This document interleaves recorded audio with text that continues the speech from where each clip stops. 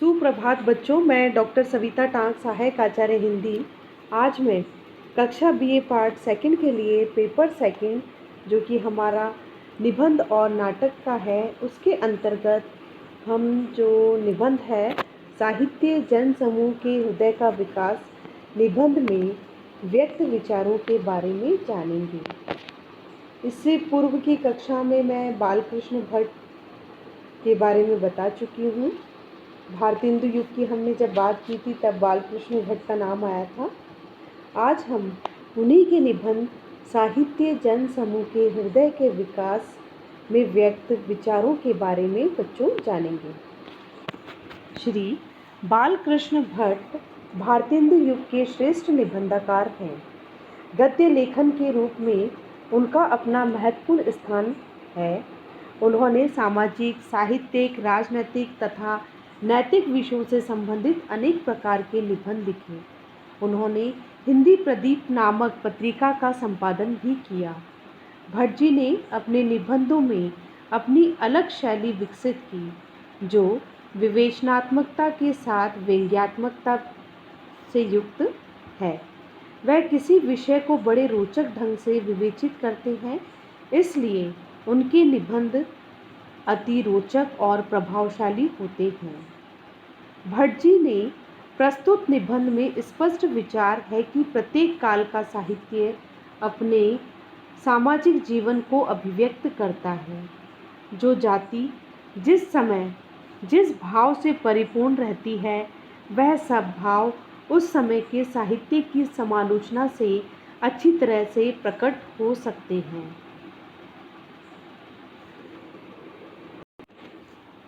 भट्ट जी हिंदी के पहले निबंधकार हैं जिनके निबंधों में आत्मपरक, व्यक्ति प्रधानता एवं कलात्मक शैली का प्रयोग हुआ है।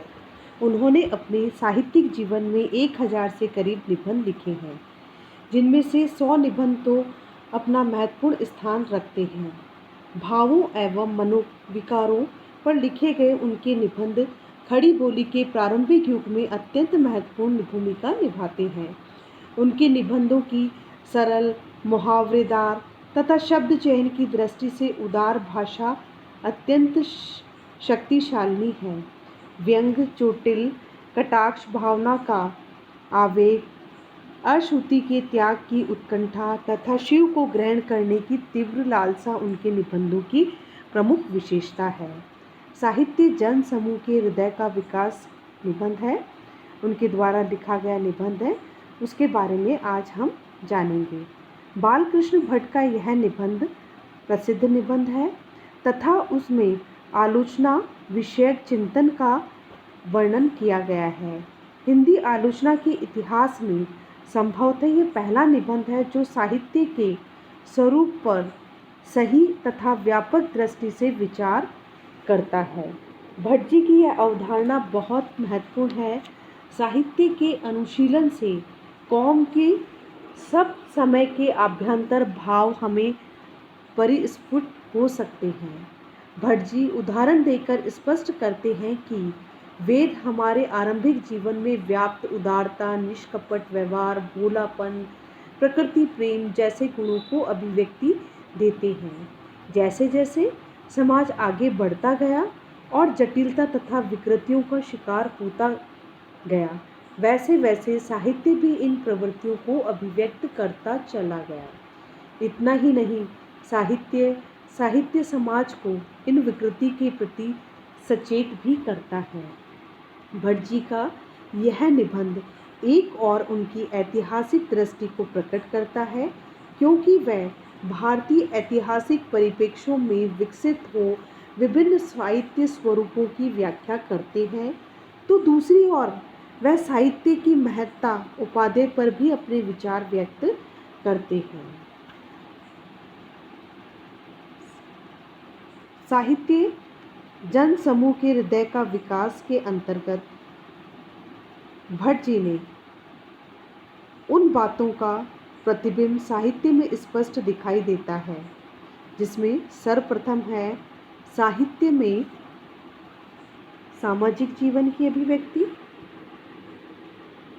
दूसरा है वेद साहित्य में सामाजिक तत्व, अगला है उपनिषद साहित्य में सामाजिक जीवन की अभिव्यक्ति, महाकाव्य में सामाजिक जीवन, प्राकृत साहित्य में सामाजिक जीवन की अभिव्यक्ति, पुराण साहित्य में सामाजिकता, हिंदी साहित्य में सामाजिक जीवन का विकास।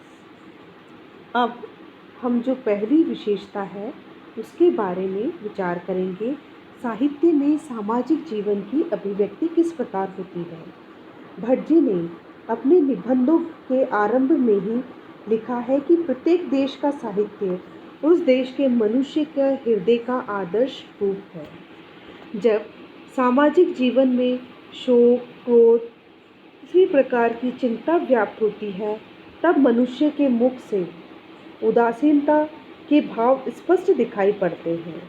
उस समय उनके कंठ से निकलने वाली ध्वनि बेसुरी होती है। इसके विपरीत जब उस समाज में सुख की लहर आती है तो मानव मन आनंदित होकर नृत्य करने लगता है।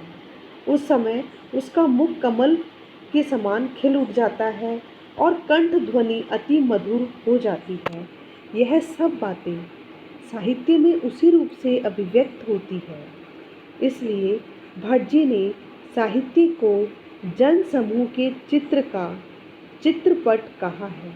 उन्होंने स्पष्ट रूप में कहा है, किसी देश के इतिहास को पढ़ने से उस देश का बाहरी हाल जाना जा सकता है, परंतु साहित्य के अनुशीलन से उस कौम के समय समय के सब आंतरिक भाव को अच्छी तरह से जाना जा सकता है। कहने का तात्पर्य है कि प्रत्येक देश के साहित्य में मनुष्य का हृदय का आदर्श उपस्थित होता है। अगली जो विशेषता है वह है वेद साहित्य में सामाजिक तत्व। हमारे पुराने आर्यों का साहित्य वेद रहा है। वैदिक काल में सामाजिक जीवन अपनी शैशवावस्था में था। उनमें भोलापन, उदार भाव, निष्कपट व्यवहार और सरलता बालकों के समान विद्यमान थी। इसी कारण वेद के समय में जिन महापुरुषों का जन्म हुआ वह लोग भी मुनि और याज्ञवल्क्य के वेद के समान समाज के आभ्यंतर भेद, वर्ण विवेक आदि के झगड़ों में नहीं पड़े। वह बनावटीपन और छल कपट से दूर रहे। वे ईश्वर की अज्ञात सत्ता में विश्वास करते थे और प्रातःकालीन सूर्य के अरुण बिंब को देखकर उनकी स्तुति में गीत गाते थे। उनका खान पान एवं रहन सहन भी अत्यंत सादा था। वह कदम कदम पर ईश्वर का रूप मानते थे। इसलिए वेदों में उनके हृदयगत कोमल भावों को सहज अभिव्यक्ति मिलती है। अगला जो विचार है वह है उपनिषद साहित्य में सामाजिक जीवन की अभिव्यक्ति। जैसा कि हम पूर्व में कह चुके हैं कि वैदिक काल में सामाजिक जीवन अपनी शैशवावस्था में था। उपनिषद काल में आते आते वे इन आर्यों का सामाजिक जीवन अधिक बढ़ा। लोगों की रीति नीति और बर्ताव में भिन्नता आने लगी। तब सबको एकता में सूत्र बांधने के लिए स्मृतियों के साहित्य का जन्म हुआ।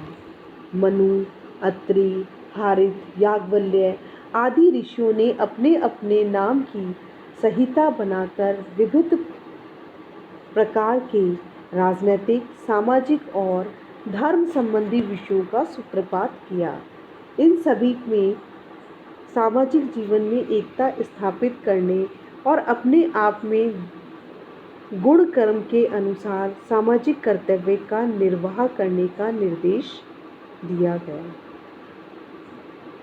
अगली जो विचार है वह है महाकाव्यों में सामाजिक जीवन। वैदिक साहित्य के बाद रामायण और महाकाव्य साहित्य के बड़े अंग समझे जाने लगे। हमारे सामाजिक जीवन में इन दोनों महाकाव्यों का अपना महत्वपूर्ण स्थान है। इनके काल तक भारतीय सामाजिक जीवन बहुत अधिक विकास हो चुका था। रामायण काल से महाभारत के समय में लोगों के हृदयगत भावों में परिवर्तन हो गया था। रामायण काल में छल कपट का कोई स्थान नहीं था। भाई भाई में एक दूसरे के प्रति अगाध विश्वास और प्रेम था। सामाजिक जीवन एक मानवीय मर्यादा में बंधा हुआ था। महाभारत में इसके विपरीत सामाजिक जीवन और जनमानस में छल कपट दिखाई देता है। इससे स्पष्ट होता है कि महाभारत काल में सामाजिक जीवन छल कपट से युक्त हो गया था। इस संबंध में लेखक स्पष्ट रूप में कहते हैं कि वाल्मीकि ने जिन जिन बातों को अवगुण समझ अपनी कल्पना के प्रधान नायक रामचंद्र में बरगलाया था, वह ही सब व्यास के समय में गुणी हो गए। इस प्रकार कहने का तात्पर्य है कि इस काल में भारतीय जीवन में बहुत अधिक विकास हो गया था। सामाजिक जीवन एक मानवीय मर्यादा में बंधा हुआ था। अगली जो विचार है वह है प्राकृत साहित्य में सामाजिक जीवन की अभिव्यक्ति। महाभारत के पश्चात भारत में बौद्धों का जोर हुआ। इससे साहित्य में बड़ा परिवर्तन आया। उस समय प्राकृत साहित्य का जन्म हुआ। ये दोनों संप्रदाय वेद और ब्राह्मणों के विरोधी थे, इसलिए उन्होंने प्राकृत का प्रचार किया। इससे इस काल के साहित्य में उपदेशात्मकता की प्रधानता पाई जाती है। सामाजिक जीवन में अनेक रूढ़ियाँ दिखाई देती है।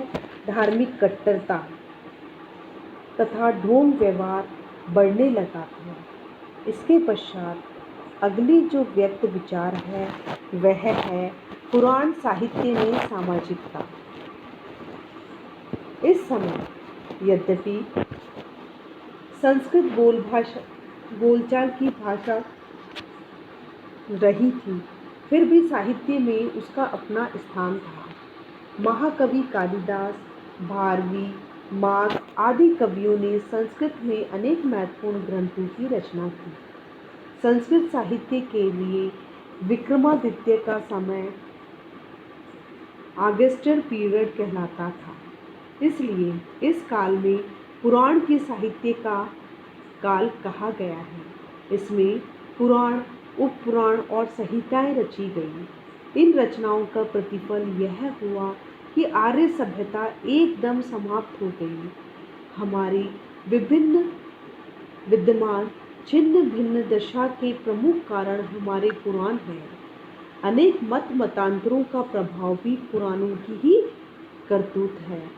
उन्होंने सामाजिक जीवन में अनेक क्षुद्र देवता, भैरव, काली, डाकनी, शकानी, भूत प्रेत तक के पूजन को फैला दिया। इस तरह हिंदू जाति में कौमियत के छिन्न भिन्न होने का सूत्रपात पुराणों के द्वारा हुआ और तंत्रों ने उन्हें बहुत ही पुष्ट किया। शैव, शास्त्र, शाक्त, वैष्णव, जैन, बौद्ध आदि अनेक फिरके अपना अपना रंग सामाजिक जीवन पे डालने लगे। इसकी अभिव्यक्ति तत्कालीन साहित्य में देखने को मिलती है। अगला जो विचार है वह है हिंदी साहित्य में सामाजिक जीवन का विकास। प्राकृत के उपरांत हमारे देश में हिंदी भाषा में साहित्य की रचना होने लगी। उस समय हमारे देश के साहित्य के दो नमूने और मिलते हैं, एक पद्मावत, दूसरा पृथ्वीराज रासो। पद्मावत की कविता में थोड़ा बहुत रस मिलता है, लेकिन पृथ्वीराज रासो थोथी तारीफ और कल्पना का भंडार है। उसमें राजा की प्रशंसा का वर्णन मिलता है। असलियत के स्थान पर काल्पनिकता की प्रधानता देखने को मिलती है। इससे उस समय का सामाजिक जीवन में दिखावे पर विश्वास करता था और एक दूसरे की झूठी प्रशंसा करना अपना धर्म समझता था। इसके बाद क्षेत्रीय भाषाएं विकसित होकर आई जैसे गुजराती, मराठी, बंगला, इसमें भी साहित्य की रचना होने लगी। इसके बाद ब्रजभाषा, बुंदेली, भोजपुरी आदि हिंदी उपभाषाओं का विकास होने लगा। सबसे अधिक साहित्य ब्रजभाषा में रचा गया, लेकिन इनके साहित्य में श्रृंगार की प्रधानता पाई जाती है, जो तत्कालीन समाज की श्रृंगार प्रियता का द्योतन करती है। इस प्रकार साहित्य जन समूह के हृदय का विकास है। प्रत्येक काल के साहित्य में तत्कालीन सामाजिक जीवन का चित्रण होता है, इसलिए साहित्य सामाजिक जीवन का दर्पण माना जाता है। धन्यवाद बच्चों।